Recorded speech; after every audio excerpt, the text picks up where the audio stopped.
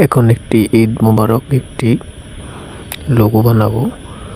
তার জন্য এটি বৃত্তাকার করে নিলাম, তারপর এটাকে মিডলে বসালাম, তারপর একটা টেক্সট নেব।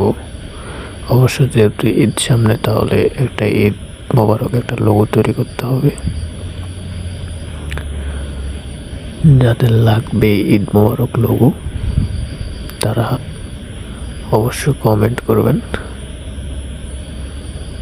প্রথমে ঈদ নেব, ঈদ নেওয়া শেষ, মোবারক নেব। এখন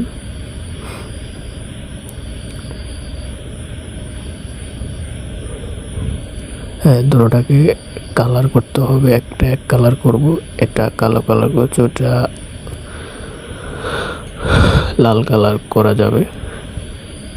এরপর এটাকে বাড়িয়ে নিতে হবে, দুটোটা মিডলে বসাতে হবে।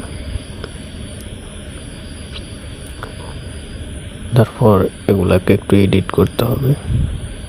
যাদের অবশ্যই লাগবে তারা অবশ্যই কমেন্ট করবেন, কমেন্টে বলে দেবেন যে এই লোগো লাগবে, ঈদ মোবারক।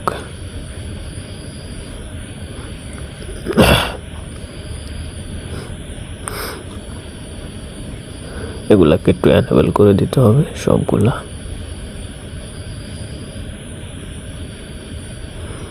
থ্রি,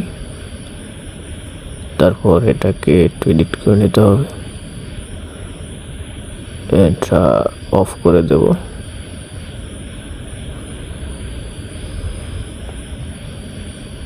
মোটামুটি আমার কাজ মোটামুটি প্রায় শেষ, এডিটও শেষ।